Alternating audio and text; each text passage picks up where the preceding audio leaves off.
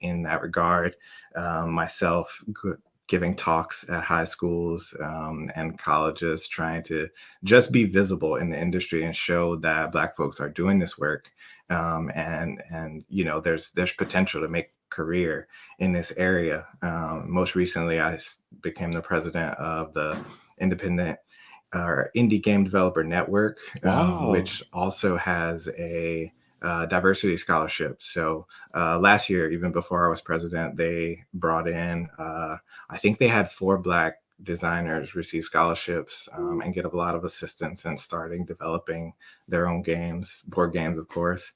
So yeah, I'm happy to kind of be a part of that and be able to have some control over some resources and help some folks get into the industry, because it's not an easy one to break into. Yes, I would. As I was doing my research, I did see that it's not an easy industry to break into, and that saddens me a little bit. However, what made you all decide on the gaming industry? Why take that risk? With me or anyone? Okay. Well, yeah. For me, it was weird. I guess in the back of my mind, I think I always wanted to go into the game industry, but I didn't think to do that. So originally I just started off as an artist first, and I wanted to have my own cartoons, So, and that's still a dream I want to have. I still have, but but then I kind of hit like this really weird roadblock where I just couldn't draw a thing, and I didn't know what was going on. So I just started to play around with game designing, and then I just found out that I loved it. So I was like, I want to do this, and and it's crazy because I never had anybody tell me I couldn't do it. So I was like, I'm going to do it. So I like so it wasn't even like this big like revelation. It was just like, I want to do this, so I'm just going to try it. And that's just kind of how I fell into it. That's good. Yeah, I kind of want to echo Ricardo in that, like, nobody told me that I couldn't do it either. Yeah. And just to also kind of describe like where we are now, I think definitely in video games and a little bit in board games, I don't necessarily feel like it's as huge a risk as, like, say 10 or 20 years ago when I was kind of just thinking about games. That wasn't a career path. But now I think it's a legitimate career path, definitely in video games. And I would say board games is headed that direction. We're way far from that right now, but there's just pure opportunity there.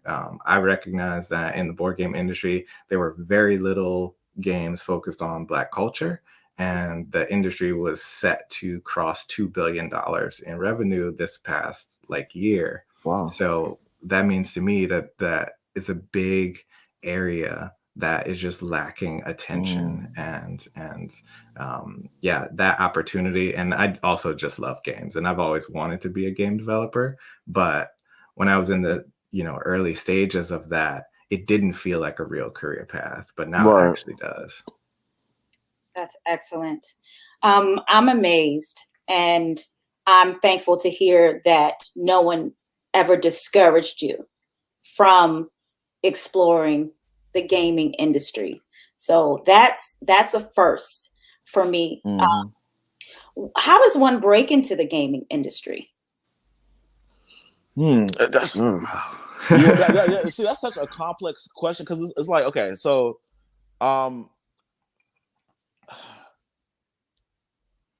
just make my own door, because I didn't have I guess the experience they wanted you to have. I'm now learning that a lot of times they put things on applications just to kind of discourage people from applying.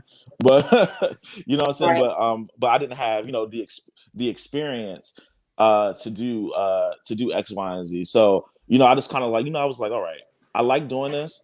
I don't know the ins and outs of it, but I'm just going to figure it out. So I'm just going to do what I like to do, and see what happens from there. And these doors just started opening up for me, and this is one of these doors. That's what I'm talking about. So yeah. Awesome. Omari. Ooh, breaking in is definitely a a courageous act for sure. Not necessarily because it's risky, but because it's really uncharted territory, Yeah. right? Like you're going, like me starting a publishing company as a board game designer just felt like uncharted territory. I think the tricky part is trying to find people to learn from and support you when you're starting out. That's the game changer, really. Yeah. And so that's why I've been doing as much as I can to open the doors for folks and at least just tell them how it is. Like that's the one thing that you just need that information up front. And I saw Lamont just popped in. I had a conversation with him actually, sometime last year, and that's a big part of it. It's just like having conversations with people you can trust, who know enough to help you get over those initial obstacles. Exactly. That is a great segue into Lamont. Thank you for joining us. Lamont, tell listeners about you and your organization, because we're spotlighting today these gentlemen plus you, and as you have 3 different lanes, but kind of the same lane in that you all are involved in the gaming industry as Black men. So, Lamont. Cool beans. First off, can you hear me? Yes, we can hear Okay, you. you can hear me. You can see me. That's good. Yes. Again, thank you so much for having us and allowing us to share our thoughts on these topics, which are amazing and great for us to have. So I am the founder of the Black Game Makers Association, and much to what I heard when I came in, when I stepped into the space of creating a game. People who look like us, and then opportunities that were available were very sparse in terms of finding support and finding a way or a path or a niche. And when I recognized that there were more of us out there than I had initially thought, my mindset automatically jumped into organizing, which was, what if we could pull all of our resources together and create a platform so that we can all benefit from each other's knowledge and connections and things of that nature. So that's what we did. We went out and we tried to find any and everybody that we could find that was in the gaming industry, whether they were doing analog board games, card games, digital video games, mobile app games, to escape rooms and LARPing and things of that nature. So we went out, we found people, we categorized their games. We created social media platforms where we showcase their work and their talents. We created a website so that there's like a one-stop shop that just kind of links out to all of their different projects, regardless of what they've got going on. And in the interim, we've started making inroads with larger organizations like Gamma, Hasbro, Target. So we're consistently building, trying to create relationships so that Black game makers, get their due, get their space. Even on the academic side, we're talking to some folks who are creating a kind of a registry to be studied in academia. So we're doing everything that we can to make sure that we're on the map, that we've got possibilities, opportunities, and that people know that we're here and that we can do what we set out to do. I think one of the things that's really important is people tend not to think of Black people as gamers, right? And my thing is there are people who consider themselves they consider themselves gamers, whether they're specifically with board games, specifically with video games, but then culturally we play games when we're together in very familial settings. Yes. There's not a cookout has to have dominoes. It has to have spade or bid whist, or it has to have horseshoes. There's always some element of competition and fun.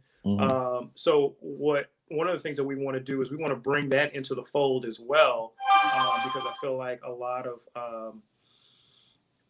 the organizations and businesses don't take that into account in terms of how we play games. Mhm. So that's me, 30,000 feet in the air. What's up, y'all? Well, thank you so much. Now, have you created a game as well? Yeah, I created a board game called Election Day, Yeah. which it's kind of like a cross between Sorry, Monopoly, where you have to create your own political campaign and get your candidate Ooh, I elected love to that. office by climbing the polls. Yeah. And that really came about, my background in political organizing, and teaching my kids what I did for a living, and them, not getting it when I'm talking to them one-to-one, but, when we put it into this little game, they were like, they had fun with it and they liked it, and we could actually talk about what the processes are, what the machinations are. And I thought this would be great if families can kind of share this fun moment with their kids and have it be an entry point into politics, into voting and things of that nature, as opposed to like your kids are 18 years old and everybody starts descending upon them. You've got to vote now. Your life depends on it. You got to do it. And that can be very scary and off-putting for teens. But, if you've been having conversations with them since they were kids, then they understand what's at stake. They understand how it works. And, they can block out all of the noise and just be about the business. Awesome. So do you have to go to college for this to be in the gaming industry? Not anymore. No, I mean, yeah, because it's so interesting. Because one thing like, if you even if you go on like websites to look at like trying to apply for a game design job, they never say anything about college. They just want to know if you know what you're doing. You know what I'm saying? So that's when it comes to the regular jobs. But even now with social media and the way things are now, everybody can make their own lane. So what your experience is your experience, and as long as you have a good product, then nobody cares. So yeah, so that's what I'm realizing now. Okay. Yeah.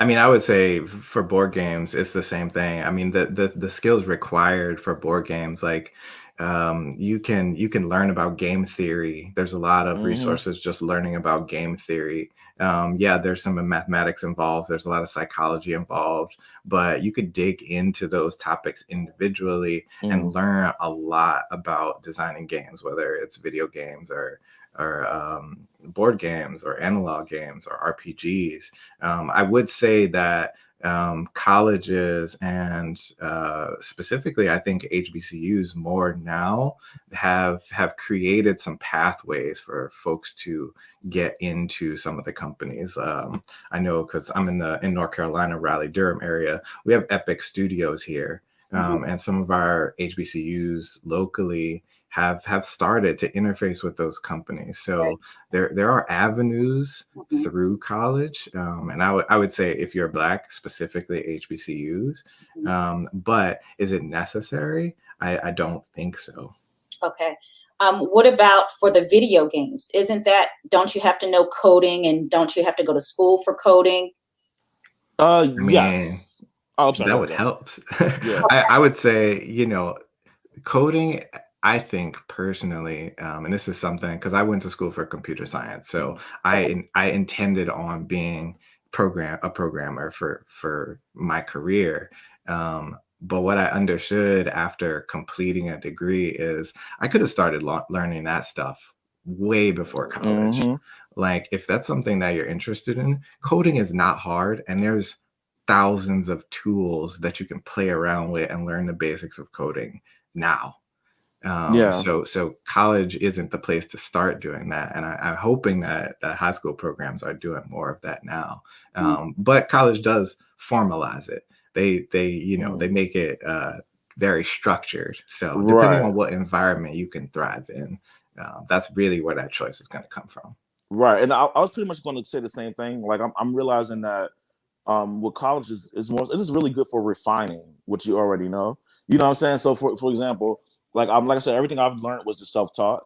So if I was to go to college, they would teach you the proper terms or you know, or what this is called. You know what I'm saying? Because a lot of times when you're learning something on your own, you just figure it out and you come up with your own like terminology for it. But when you go to college, they'll teach you, okay, well, this is what this is called and this is what this is. But oh, okay, I knew this, but I didn't know this part of it. You know what I'm saying? So Right. it's really good for refining. And it kind of helps you get into that professional mindset. So when you're ready to go into certain fields, but at the same time, that's something you can also just learn with experience and time. You know what I'm saying? So I would definitely encourage anybody to go to college, you know, to learn some of these things because it's very important. But like you said, don't start when you go to college. Start now, then go to college. You know?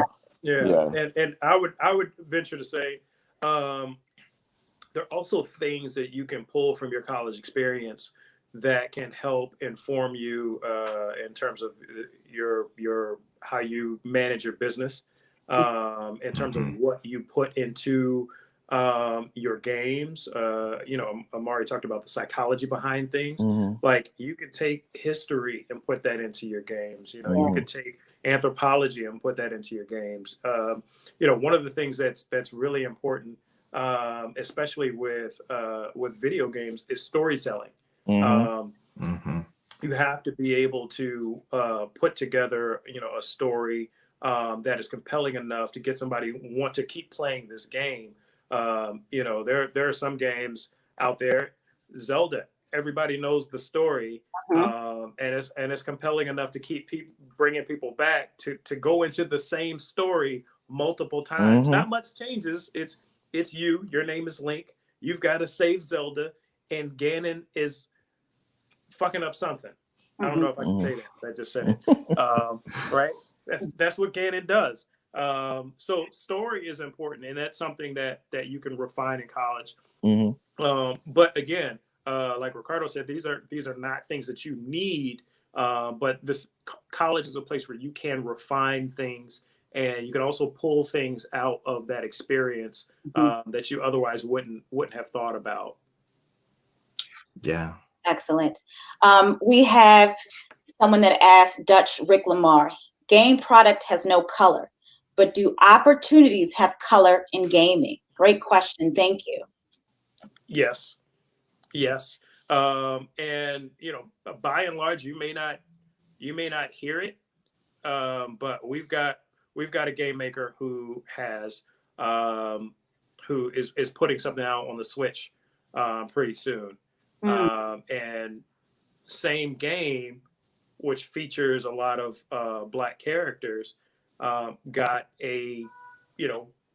interest in the interest of the studios that he had connected with earlier. Said, hey, can you change some of these main characters into white characters? Right? Wow. You know, that was how it was presented to him, right? And then, you know, some of the other things that we have are like we've got folks who just want they've got a game, but they want to make sure that they're represented in the space. So whereas you know, color may have nothing to do with anything, but you want to put a Black face on the front of your game. Now all of a sudden, you know, there are people thinking like, oh, this is a Black game. This is not, you know, kind of this is not for me. So yeah, the opportunities out there definitely are impacted by the way people perceive race and perceive culture. And you know, that's also, you know, one of the things that we want to do. We're building bridges with the Game Manufacturing Association of America, GAMA, to try and bridge that gap. You know, we want, you know, to bring in more people of color into these kind of spaces, but we also want to bring folks who otherwise would not be playing a Martin trivia game, you know, into our space as well, because this is all, you know, from American culture. This is all from, you know, our spaces that we should all be able to share. Wow. Yeah. I definitely like our approach. We kind of flipped that on its head by me diving headfirst into the hobby sector of the board game industry, which is largely white, largely male. And we introduced a hip hop game called Rap Gods, and more recently a street ball game called Hoop Gods. We brought those games into a space where the folks there are just so interested because we're bringing something so different to their world. Mhm. And so largely our customers are white. And I think that's because we present Black culture as something cool and fun, which it already is. We didn't have to work that hard. Yeah.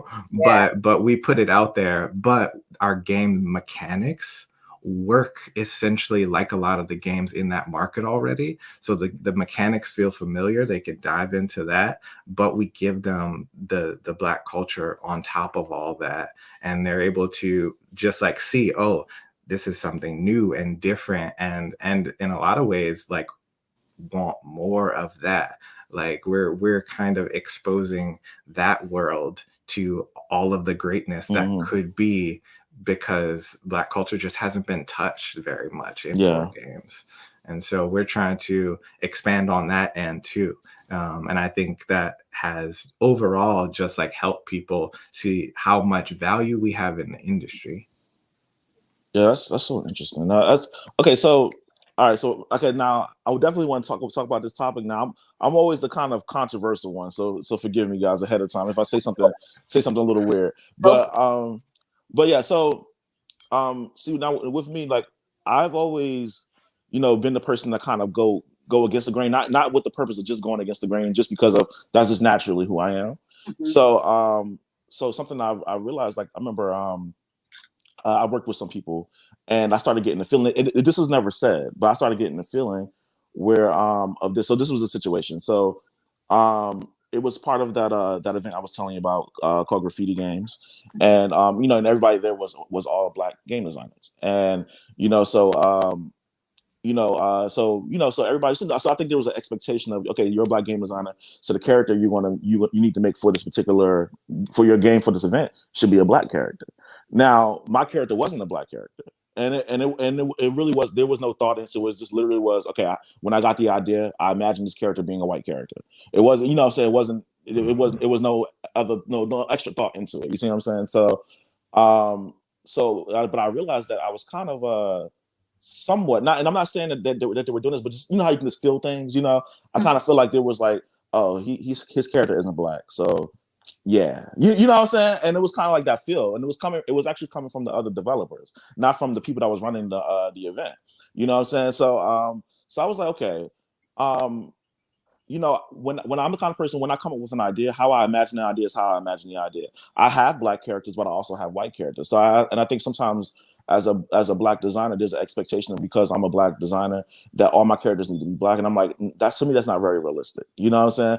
And because the thing is, I'm like, how I imagine something is how I imagine it. You know what I'm saying? So, for example, the game I'm working on now, Project Remix, I've never made a game that took place in an urban setting before. So there was a lot of research on my part, because I didn't grow up in an urban setting. I live in New York City now, but I didn't grow up in New York City. I grew up in the suburbs. So there's a lot of things I just didn't know. You know what I'm saying? So I had to do a lot of research when I started working on this particular project. I wasn't really a fan of hip hop music. I was like a pop music guy. I love me some pop music, but I wasn't a fan of hip hop music. So I started listening to a lot more hip hop music. Now I love it. You know what I'm saying?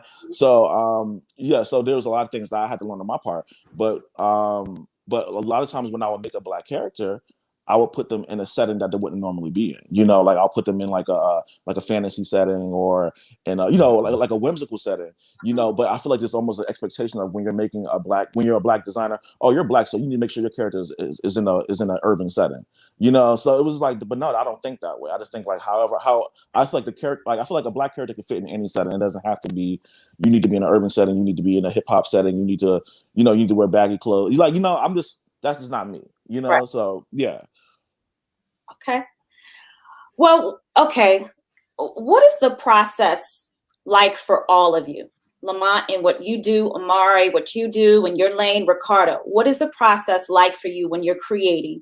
Talk about that, because again, high school students are looking at this and who are interested in the gaming, particularly many have spoken to me about video games. So tell me what your process is like, and how much time you have to dedicate to this game making process. anyone can go. Oof. Yeah, I think I want to hear Amari first. So this is actually a question that I get often. And I've actually started streaming live on Twitch parts of my board game design process because I think that it will help demystify and uncover like what that process is like. Right. I actually started out wanting to kind of develop video games, and I landed in board games, I think, because that process is a lot it's expedited compared to video games. You don't have a technology barrier to getting from point A to point B in terms of your vision for a game. So when I sit down to work on a game, and it could be about anything. So we were developing a graffiti game. Then you start breaking down, okay, what is it that you want this game to be about? Is it about, even in the specific area of graffiti, you could take it in 20 different directions. And so you start out with that vision and start narrowing that focus down. And basically from there, I tell people, especially in board games and tabletop games, card games, create the prototype as fast as you possibly can. And that could be literally made out of index cards. Like, create that and try it out. Get those ideas out there as soon as possible. Take notes and refine and rebuild and refine and rebuild. And we just go through this process over and over again. On a larger scale, since we run a publishing company, we have to be working on 2, 3, 4 games at a time. So we have lots of games in different parts of the process that we're kind of constantly working on. And so, yeah, that's what it's like for me. It's just constant prototype building and problem solving, because every single play test you find a problem. And it's like, okay, how do I solve this problem without breaking the overall experience that I'm trying to go to, and make sure that this game is fun no matter what, despite whatever problems I have. And that process basically is the same as in video games. You iterate, you find issues, you fix them, trying to refine that process. But in board games, you can do it in a little faster, I think, process. We've developed games in, a few months that are near completion, which is way harder to do, I think, for video games, unless you have giant teams who can kind of run through that. Right. Great. Excellent. Yeah, I would I still learn from Amari and Hamu, so I'll just put that out there. The things that they're able to do are amazing, and they're definitely just kind of leading the charge in the space. But to people who've like not started, if you have an idea, just start, just explore it. I mean, just the best way I can put it is, I had this as an idea, and I was embarrassed of the idea.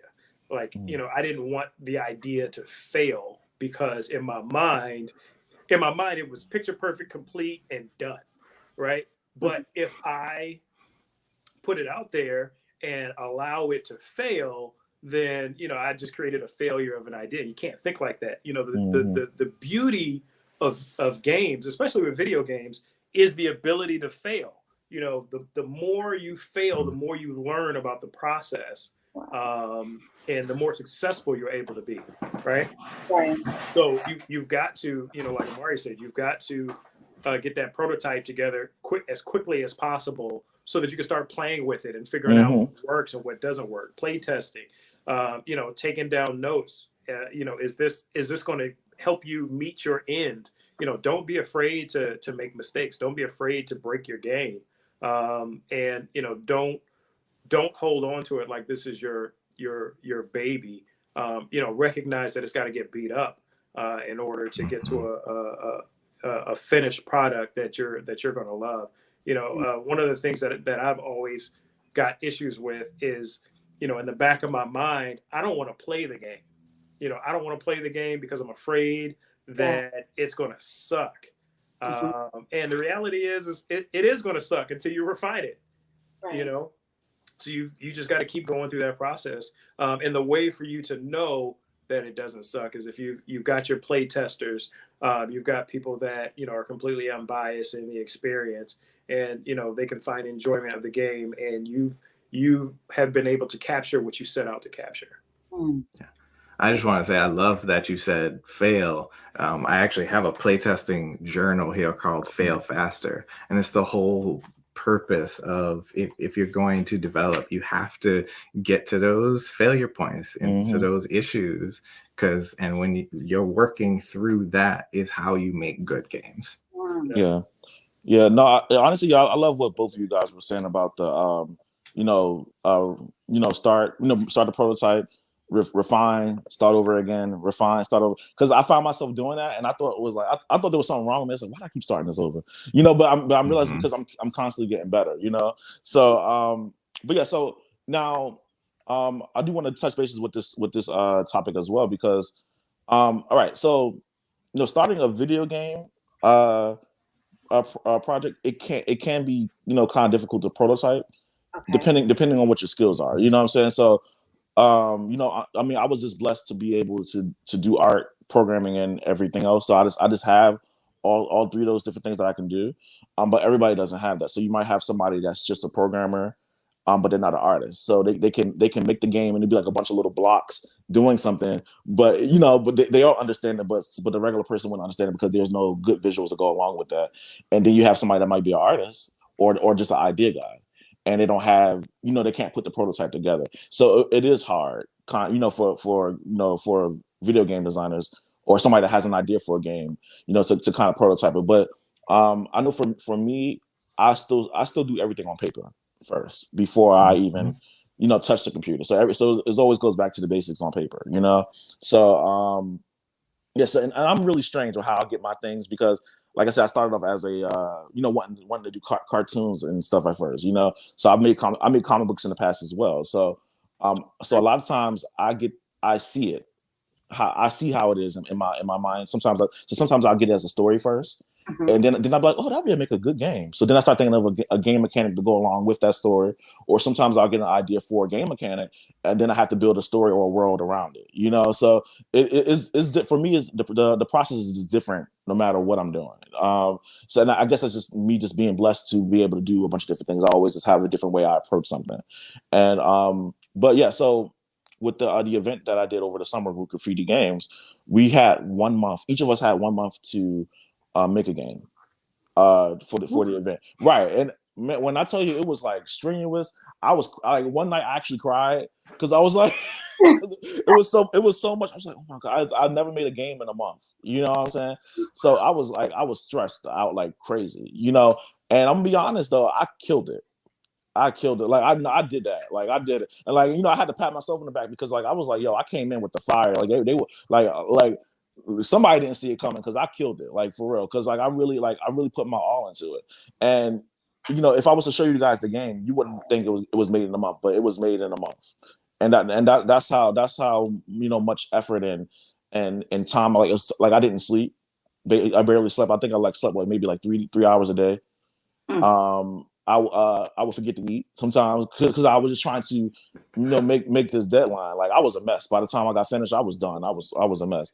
But it paid off. Even if the game didn't, I guess in my mind it seemed like it wasn't that recognized. It wasn't about that. It was just the fact that I was able to do it. So yeah, I mean, I guess that just shows if you put your mind on something, you can do it. But yeah, but it was a great experience, honestly. So yeah. Yeah, I also just want to add too, don't just try so hard. And I think everybody's touched on this a little bit. Try to not get caught up on an idea because an idea, there's lots of great ideas. It really is about that process and execution. And so knowing that the idea is just one tiny moment in this entire process, and yeah, you use that as fuel to get to where you need to get, but never get caught up in that because everybody has great ideas. And a lot of times we pause and we stop doing what we're doing because we hear and we see other people's ideas and we think that it has more value than what we're doing. But it honestly, it's not about the idea, and just getting over that and saying, okay, I have an idea for this game. Sure, there's a bunch that might be similar or like that. That doesn't mean that your idea won't turn into something very different and comparable or better than whatever else is out there. And so really just learning to value that bigger process and go into it knowing that the start is not going to look anything like the finish, most likely. But as long as you have a vision kind of guiding you, it can still work out. And I know I'm saying that because I get stuck there often, where I have an idea and I'm like, oh, well, so and so already did something like that. But I know if I actually put time into it, it's not going to look anything like what they did, because I'm different, because I come from a different place, because the types of games I find fun are different. Like our individual experiences are what shape everything that we do. And so your idea comparing to somebody else's idea, like none of that stuff really matters, because that execution and that process is going to shape and create, and that's where you get to the good stuff. So just I mean, go with it. Yeah, and to piggyback off of that, the one thing I would say is remember three things if you ever get concerned about somebody having a similar idea: toilet paper, bread, and ice cream. If you go down any aisle in any grocery store, there are hundreds of brands of toilet paper, 100 brands of bread and ice cream. You know, you are unique. Your experiences are unique. Your processes could be unique. You know, like Amari said. So, you know, I always say, you know, start with what you're doing. Think of horses and with the blinders in their race, just run your race and focus on what you're doing. Because if you're able to be successful in your process, then there's going to be a market for it. You know, and it's up to you and your process and you know the business side to determine, you know, what that market is going to be. Excellent. So I want to take it back to something Ricardo said earlier when he was talking about the characters that he creates. He wasn't thinking about a Black character. This stunned me a little bit because you're saying that you created a character that was not Black. Yet and still in my mind, I thought about the white people that create characters, Black characters. So a question came up from our viewer, Duttrick Lamar. So if your game isn't Black centric, does it receive less respect from other Black gamers? And is there a responsibility to our community to show us? Those were my thoughts as well. Can you talk about that, Ricardo, please? Okay, so all right, it's so interesting because I really, like, honestly, it wasn't until this past year where I didn't even realize that this was even a thing or a problem. You know what I'm saying? I was thinking like, okay, well, I make games, so you know, that's it. I make games, and you know, it's a good thing, so you should support it, right? So I didn't really know that there wasn't any support in the game industry for Black people. I didn't realize that until literally this past year. So that's when I started seeing. I was like, wow, this is really a thing, you know. So yeah. So let me see. I'll make sure I stay on topic. Okay. So all right. Actually, read the last part of the question one more time because I want to make sure because I'm trying to organize my thoughts. Okay. Let me see. So game isn't Black centric. Does it receive less respect from the other Black gamers? And is there a responsibility to our community to show us? Because I think there is. Yeah. So, like I said, anytime I've run into any like weird, you know, like I guess pushback, it was honestly it was from other Black people. That's something I've noticed, and it's strange to say, but it's true. You know, I've like, you know, every white person I've encountered with my game, they will like and share it without an issue.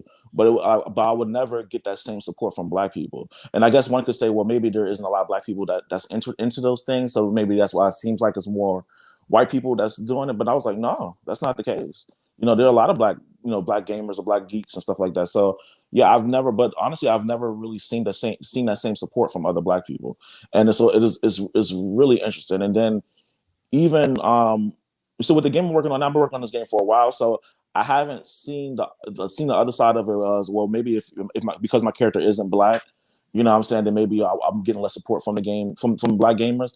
But in my game, my characters are literally black. When I say literally black, all the characters in the game are pitch black. That's just that's just their aesthetic. All of them are pitch black. So I haven't run into that issue with this game, but I do feel like if I was to start promoting the other game I was working on for the graffiti games, where the character was a white character, I feel like the black community probably wouldn't support it. To be honest, they like, and if they were to support it, it would just be like, oh look, he made this game. He made, like, oh, this black guy made this game. But yeah, to be honest with you, I've run into more walls with other people of our race than with the white race. To be honest with you. I want to add one thing too. Go ahead, man. I love that this question gets asked and this conversation comes up. The thing that I feel is the biggest issue, like surrounding this idea, and it kind of drives me, is that this is only a problem if there's not, and really only a conversation topic, because we don't have enough Black game developers. That's the only reason it's a conversation, because if we have enough Black game developers, there's room for every Black game developer to execute their vision, no matter what it looks like. And that means whether, like, I'm specifically producing Black culture games. I don't think every board game developer who is Black has to do that. But until there are enough of us to kind of be in all those different categories and fit all those different categories, then we're going to have to keep having this conversation. Right. And so my real focus is just, let's have more of us doing it, so we don't have to think about this question often. Because if 14 other people were creating games that focused on Black culture that were similar to what Ricardo created, and his didn't have Black characters in it, then it would be easier for us to swallow. And so the responsibility, yes, is there a little bit, but it's only a problem until we can get more Black developers doing this stuff. Right. I was going to say the same thing. I mean, you look at Hollywood and how we kind of tear apart certain Black films, and the reality is because there are so few, that there's so much that we want from them, that we tend to focus on the ones that are there, versus if we had more of a plethora of an opportunity, would I care that Soul Plane got made? Right. Absolutely not. I've got Black Panther and so on and so forth. So I agree 100%. The more opportunities that are not just people that are in the space, but the more opportunities that are available for us, the more independent publishing companies, the more independent designers, the more we get opportunities with some of the big AAA video game companies, the big box stores and things of that nature, the less those kind of conversations will matter. Yeah, I actually want to say something too. So something I did notice. I think this is part of the reason why I didn't notice or realize that there was such a stigma with Black people, us Black people being in the game industry. I think this is part of the reason why I didn't notice this, because I remember I grew up in the 90s, so I remember being that one kid that was into Japanese anime, into everything Japanese, video games and stuff like that. And being in school, I remember being that one kid that was into that, but all the other Black kids was like, "Oh, you a geek, you a nerd." You know what I'm saying? That's it wasn't cool when I was growing up. Like I grew up in Prince George's County, Maryland. You know what I'm saying? So it wasn't cool, being that one Black kid that was into this stuff. You know what I mean? So, but then I started learning that a lot of people were secretly into this stuff. You know what I'm saying? But I was just the one that was okay with being myself. So now you're starting to see a lot more, not a lot more of us, sharing their nerdom on the internet, and being themselves. They're not afraid to be themselves, and they're coming out of their box. So that's why it just kind of seems like, to me, it just came out of nowhere. I'm like, well, y'all weren't doing this when I was growing up. You know what I'm saying? So just kind of, so I think what's happening now is that you're starting to see that conversation's happening now is because people aren't afraid to be themselves. And I think that's a stigma that the Black culture has, is that, oh no, if you're Black, you have to be a certain way, and if you're not this this painting of what a Black person is supposed to be, then you're a problem. You see what I'm saying? So that's why you're starting to see, that's why these conversations are existing now, because like I said, people are opening up more, and they're allowed to be themselves more. They're not afraid to be a gay Black man. They're not afraid to be, these different things. You know what I'm saying? So so it's almost like a culture shock for me a little bit, because I'm like, well, dang, I'm not used to this. You know what I'm saying? Yeah, I'm sorry. I hear completely what you're saying, and I think that lends itself back to the idea that the more opportunities there are for Black people to be themselves in any space, and then for other Black people to see themselves as someone in another space.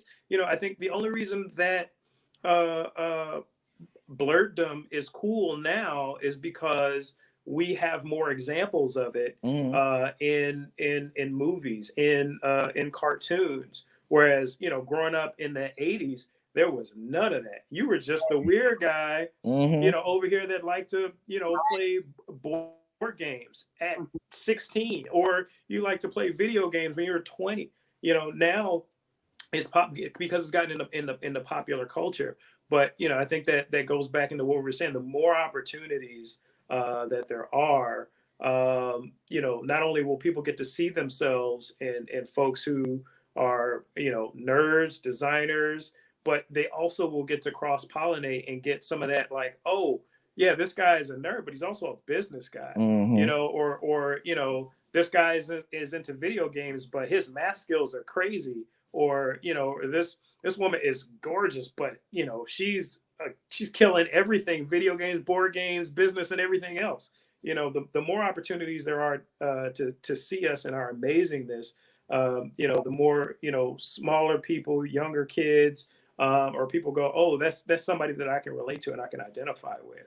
Yeah. So just keep doing your thing, Ricardo. No, I You're appreciate it. inspiring the next generation. No, I appreciate it. Thank you. Yes, sir. Is this industry anything like the cutthroat music industry? The music industry dark. I'll say I can't say that, because my experience has always been, thinking like Shirley Chisholm. If you're not invited to the table, then you bring your own chair, or you bring your own, or you build your own table. And that's what we're doing. We're trying to build our own table. But in the climate that we're in right now, Black Lives Matter just been nominated for a Nobel Peace Prize. We've got our first Black female vice president. The climate is now, a lot of these corporations want to be conscientious about anti-Blackness. So there's a bit of an olive branch out there now. I can say certainly, but I can't say that I can't imagine me and Amari on Power going at each other, and then Ricardo's coming out the cut, snuffing one of us at the, like, I can't. I'm done. Yeah. I mean, I'll just add to that and say that in the board game industry, because of, especially in the hobby industry, it is not cutthroat. It's more supportive. It's more of a community.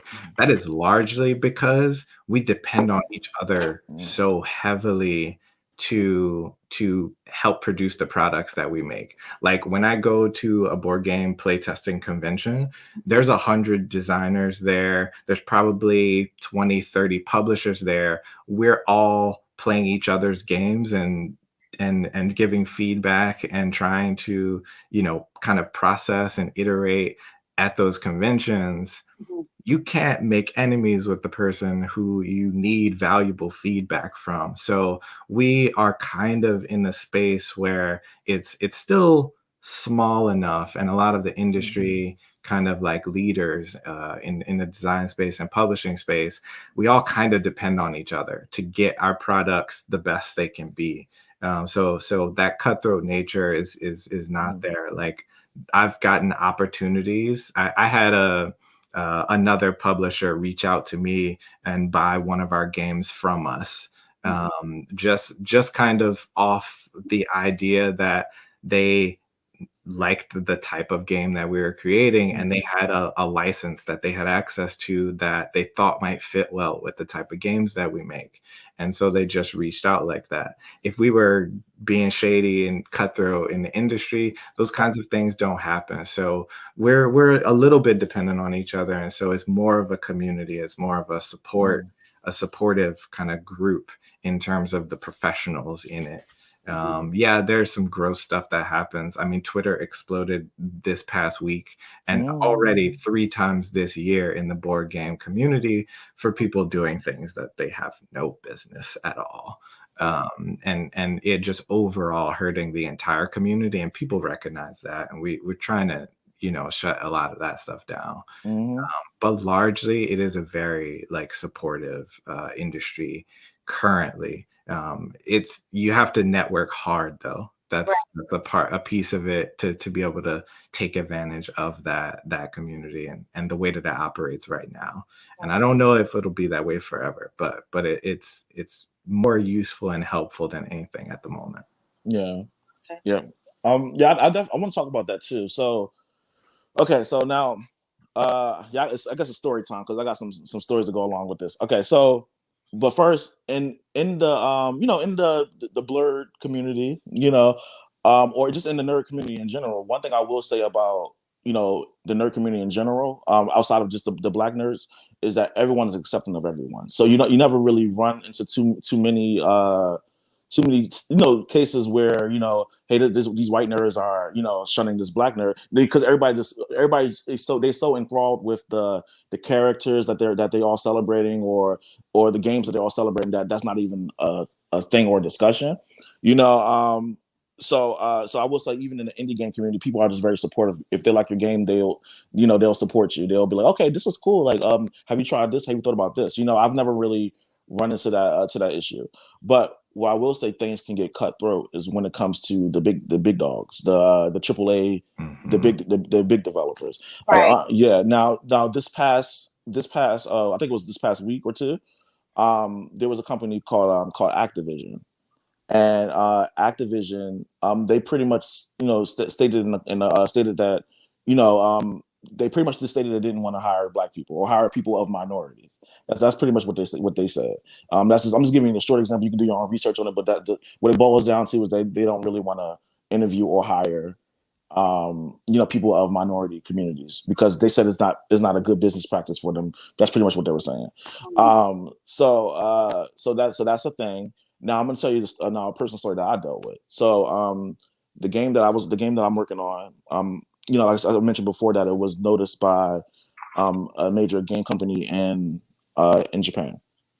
Now their UK branch is the one that reached out to me about the game that I was working on, and he was like, so the representative, he was like, oh, I love the game, this, that, and the third. Have you ever thought about finding the publisher? And I was like, no, I never thought. I mean, just something I'm gonna do eventually, but at this point in time, I wasn't thinking about it. I was just posting what I was working on. So so me and him started having a conversation, and in our DMs and on Facebook, and then I found out that he worked for Konami. The game company Konami. I didn't mean to say the name, but I already said it, so I might as well just go with it. So I found out that he worked for this company. So so we it was Tsunami. Tsunami. So I found out that he worked for this company. So I was like, oh snap, this is awesome. I was like, this is crazy. This is like, I was recognized by Konami, like, really? So we started getting into some discussions. And they were like, yeah, we want to publish a game. So we started going through the whole process. He said, okay, I'm gonna give you. He asked me, did I have a pitch package? At the time, I didn't have one. So he was like, okay, I'm gonna give you X amount of time to get your pitch package ready and to have a completed version of your demo ready. And I'm gonna present it to the president of the UK branch, and then we're gonna go from there. I was like, all right, cool. So I did all that, put the pitch package together. that was stressful, but I did it. You know, cause I'm doing all this by myself for now. You know, so I put all these things together, and you know, now we're starting to have conversations. I met the business manager for the UK branch, and it was like, yeah, we want to publish a game, and da da da da. You know, so but he was like, but there's going to be this, but there's you know, a couple of things we want to go over first. I was like, all right, cool. So he was like, well, you know, if we publish the game, then we'll want to own the IP. See. Mm-hmm. I'm like, so that's very interesting. Mm-hmm. He was like, so you want to own my IP? And I was like, you know, so I didn't give him an answer right away. I'm just sitting there just listening to him because I'm just playing it smart. I'm not gonna burn any bridges, but I'm just listening. You know, I was like, okay. And so you want to own the IP? I'm thinking in the back of my mind, I was like, I'm not giving you my IP, but okay, I'm listening though. You know what I'm saying? So, you know, so at that point, I already kind of part of me clocked out because I was like, I'm not selling you my IP. That's not happening. Right. You know what I'm saying? Because, yeah, because how I was perceiving it and what I was discerning was, we like your idea, but we don't want you a part of it. Mm-hmm. You know what I'm saying? But we still want you to make it. Mm-hmm. So that's the thing. They still wanted me to make the game, and but I wouldn't own the game. So basically, what would have happened is, and they were only giving me a year to do it. So yeah, I wouldn't even had two. I had asked for 2 years. Mm-hmm. Somebody said, what's the IP? So IP is an intellectual property, meaning like any idea that you're working on, any project or product that you're working on is an IPO.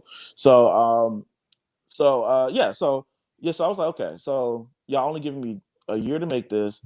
I'm not going to own the rights to it after I make it. I may make some money off of it if the game does well. And most likely the game will do well because it's Konami. You know what I'm saying? So I'm like, okay, so basically what will happen is, basically y'all will hire me as a Konami employee after I sell you the IP. Y'all will hire me. And it wasn't even selling. It wasn't even selling. They weren't giving me a chunk of money to buy the IP. They would just, I'll be making it, and they'll give me money to make the game. That's what the money they'll be giving me. You see what I'm saying? And they were trying to take advantage because at the time I didn't know what I was doing. Mm-hmm. I didn't know, like, the budget I had set was a very small budget, which didn't make any sense. You know what I'm saying? But I was just trying to be modest, I guess. So, and they saw all of these things and they were trying to take advantage of those things. You see what I'm saying? So I was like, okay. I was like, well, and so when I pretty much, you know, like I said, in my mind, I decided not to do it, but I decided to still go through the motions because I wanted to see how these people think. I decided I need to see how these businessmen think that's in these top places, because this is my first time dealing with this. You see what I'm saying? So I went through everything just to see, and then I was going to just say no. You know, but then life said no for me because COVID happened around that same time. So, you know, so I was like, okay, it is worked out, but I was able to, you know, see how things are in, you know, in the business sector of the gaming industry when it comes to these top players, you know, and you know, and pretty much what I gathered from them, I was like, I have something good here, and and basically y'all saw that I didn't know what I was doing, and y'all were trying to take advantage of that. You know what I'm saying? Because what would have happened was y'all would have hired me as an employee to work with you guys. Then the game would have came out, the game would have did well. You guys would have had the IP. Only thing I would have had in my pocket was money. You know what I'm saying? Just money. I wouldn't have the exposure. I'll pretty much be back where I started at, but just the only difference is I have money now. Mm-hmm. That's the only difference. And I'm like, no. I'm like, the money don't mean anything. The exposure means more than the money does, because the exposure, you know, now I can have a fan base where I can, you know, have people that's following me to be like, hey, what's your next project? But I wouldn't have had that. I would have just had the money, and maybe people would have known, hey, somebody made this game, but they probably wouldn't have known I was a black guy. They probably wouldn't have known anything about me. The only thing they would have known is, hey, this Konami, a company that hasn't been doing very good, made a new game, and the game is awesome. That's all they would have known. Mm-hmm. You know, so yeah. And that's what I mean by cutthroat, like the music industry. They try to delete you from the situation after you've given an idea or a song. So, like one of the listeners said, it's like any other industry, it seems. There was a question that came up. I think this is for Lamont. What opportunities are being created for Black developers beyond affirmative action? Anyone can answer, but I think this is back. You know, I think affirmative action, that's an interesting way of putting it. But, you know, like, one, the independent route is always a good route. You know, like, you know, Ricardo's story.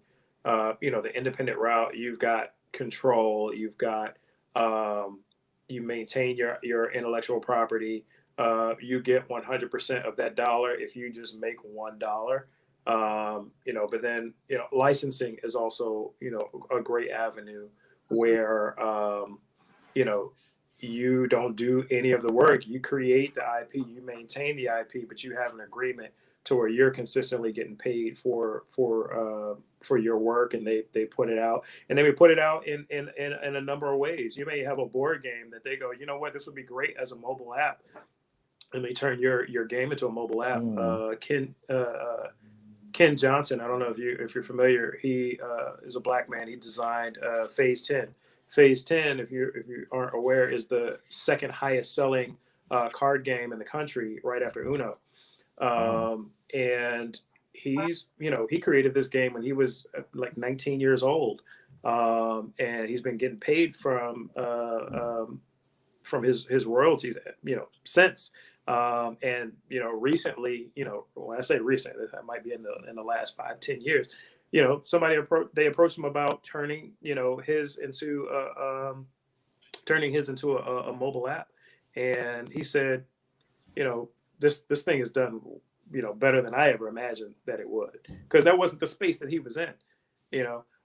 So in terms of opportunities, there are it depends on how you look at what an opportunity is. If you're thinking about opportunities in terms of a corporation or a nonprofit organization handing you something, there are some things out there. Facebook has gotten into the game where they're supporting the Black gaming community recently, and they've got some modules where you can learn how to do things online and have a community. We've got like we talked about Hasbro and Gamma that that we're connecting with to try and create some opportunities for independent Black game makers. But it all depends on how you look at things and what you're looking for. I think now there are far more opportunities, specifically targeted towards our community than there ever have been in the past. And then now we are also learning to coalesce and use the power of our shared resources together to try and pull those things together. But there are a lot of opportunities. There are scholarships that are out there now. A lot of HBCUs, as Amari mentioned, are starting to get into this game. As a matter of fact, I went to American University for a master's in game design program, and the dean of that program has been in talks with FAMU for creating their own game design program. So there are a lot of opportunities and things that are happening. It's just where are you in the space, and are you continually pushing yourself forward in the space? As long as you're in there and you're connecting with people, you're going to find opportunities. And if you are kind of activist oriented, then you will help to create those opportunities. Yeah, I mean, I can add to that just a little bit. I think what has happened more recently in the board game kind of publishing world, especially with bigger publishers, is that what they recognize their own failing in that they were doing a lot of the business making and the publishing agreements and like signing designers to games to be published. They recognize that most of those things were just happening in spaces and behind closed doors, and where they weren't getting any diversity. And recognizing that over the past 5 or so years, I think more companies are recognized that what a lot of them have done is just created a process that more people just have access to, which I don't see as an affirmative action thing. Now they're putting putting forms on their website. It's like, hey, if you have a game design idea, you can submit it through this website. It's not going to be at conventions where it's mostly white folks. It's not going to be whatever else method that they were using before. It's out in the open.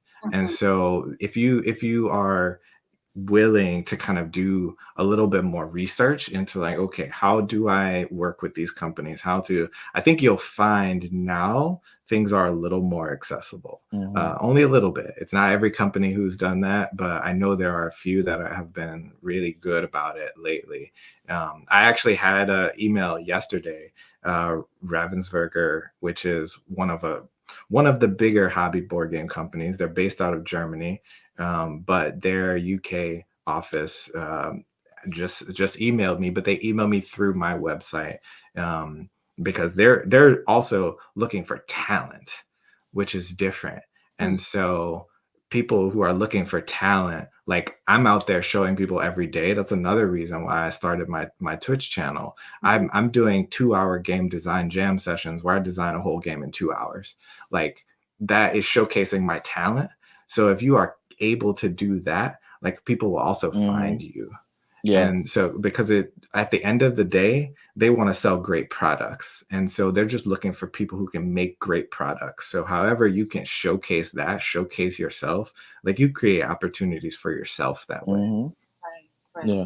Yeah, I think another good way too is it's pretty much what he was based on what he was saying is by showcasing your talent is to sometimes just recognize the talent that's in front of you. You know what I'm saying? So and working as a team. That's another thing. So with the event that I did over the summer, Graffiti Games, like I said, it was 5 developers there. So after the event, we all we all got together and talked. We was like, hey, maybe we should all work on a project together. Right. And I was down for it. I was like, because at the time I didn't have any new project I was working on. By the time that event was done, so I was like, all right, I'm open. I would love to do this. So I started giving a few suggestions. My suggestions weren't taken. So but then I ultimately as I'm just listening to the conversation, this is all on Discord. I'm just watching the conversation and the conversation play out. I'm just like, y'all really don't want to do this.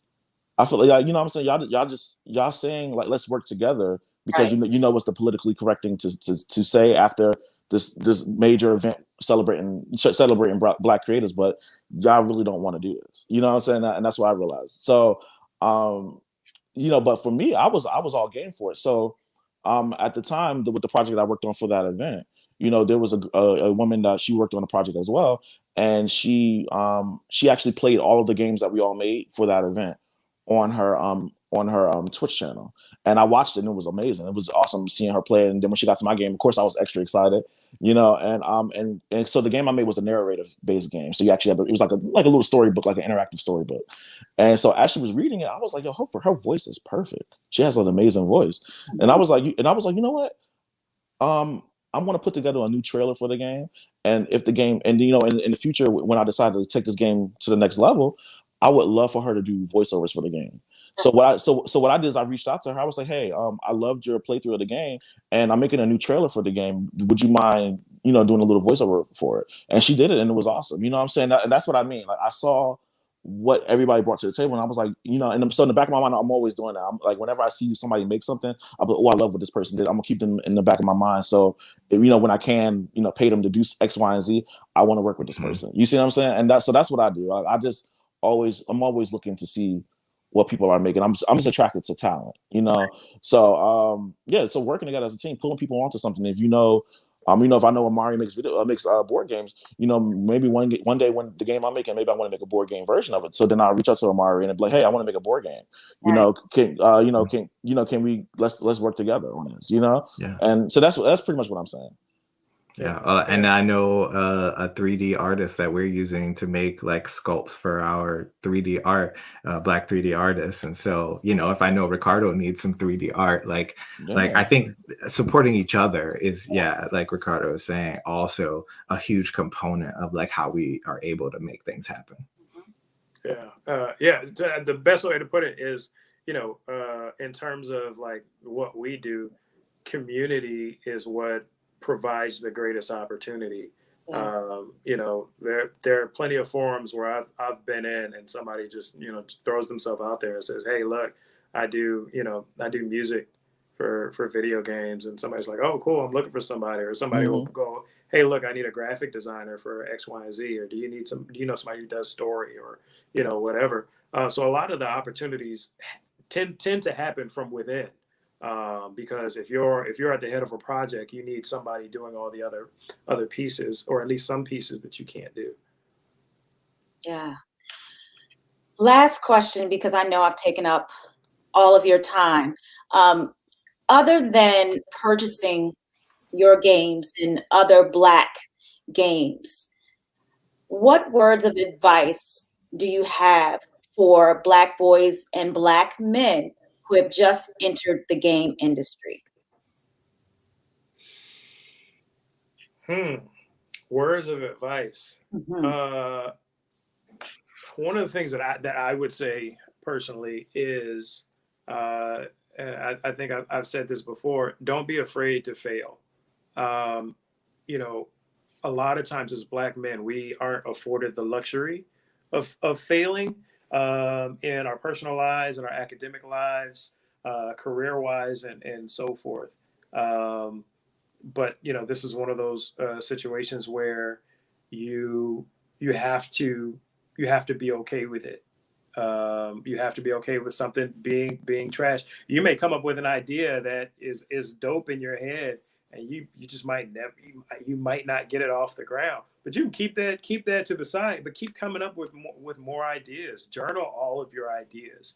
There may be something that works for you 5 years down the line Mm. that didn't work when you came up with the technology wasn't available. Mm-hmm. I don't know if you guys watch Versus, but I was always amazed by the one with Babyface, where he talked about how he wrote this song when he was 19, and he couldn't. It just didn't work. Nobody could sing it. He couldn't figure it out until he met Tevin Campbell when he was like in his Mm. 40s or mid 40s, and the song was "Can We Talk," which was a huge song. But Right. he wrote it when he was 19. Wow. And he had come up with so many other ideas in that time, because that's what he did. So ideate, journal your ideas, and don't be afraid to fail. I love that. Um, Yeah. I would say the game changer for me was having a mentor. Get a mentor. Mm. And I'm not talking about somebody that's going to be nice to you and Mm-hmm. and kind of somebody that's going to give you the cold hard truths of what you're doing and how to do it better, how to navigate some of the challenging parts of the industry. I did, I'm a very independent person. Mm-hmm. And at some point, I realized that the mentor that I kind of picked up haphazardly uh, changed everything for me. And I didn't see it until we had like a 2 hour conversation about where I was at in the industry and what I was trying to do. And it completely changed everything for me. And that is completely, I think, valuable no matter where you're at in the process. And I think at least in board games, we're getting to the point now where those even those mentoring opportunities and finding somebody who to help guide you is opening up a lot more, and I think there are more people there who can help in that process. Mm. But it's invaluable. Like, one of the things I would say is absolutely necessary. Real quick, Wow. just because he said that, I want to shout out Ken Johnson and Jay Bobo, who have always been there when I've had questions. Jay Bobo obviously is with Black Heart Revoked. So yeah, mentors. Yeah, that's awesome. And I guess my piece of advice would be, um, if a door doesn't open for you, then make your own door. Ah, Yeah, and that'll be my piece of advice, because and it's not gonna play out that way for everybody, but I know for me, for some reason, I'm just, I've always got put into situations where, I'm working hard, I'm trying my best to get to a place, and then the door would just slam in my face, and it would be nothing I did. It would just happen that way, and then over time I just started realizing, I was like, maybe this is happening is because I'm supposed to be building the door. And that's why I started realizing, maybe, like, I've been looking for a mentor, like you said, because a mentor is good, but I haven't been able to find one. So I was like, well, maybe I'm supposed to just figure it out Maybe I'm supposed to be one of the people that figured it out so I can help somebody else. You know what I'm saying? So yeah, so if you're in that situation where just doors just keep closing in your face, then that might be a sign from God that you're supposed to make your own. You're supposed to make your own door. And I think that'll be the piece of advice that I'll give anyone. Last but not least, please tell listeners and those that are watching, how can they connect with you? Because we have all these questions coming through, and I would love to do a second show with you all. I still have questions coming in, but how can they contact you? Anyone can go. Well, you can reach Black Game Makers. We're on Instagram, Black Game Makers, Facebook, BGMA. And then our website is buyblack.games, where we feature Black game makers of all mediums. Yeah, I just changed my name on the screen and included the that's our Board Game Brothers company tag. So Instagram, Twitter, Facebook. Yeah, feel free to reach out, follow us, hit us up. We have both of our games available for pre-order right now for the next print that's coming through. So yeah, I'm happy to kind of converse and talk and chat with folks who are trying to get into. So yeah, feel free, reach out.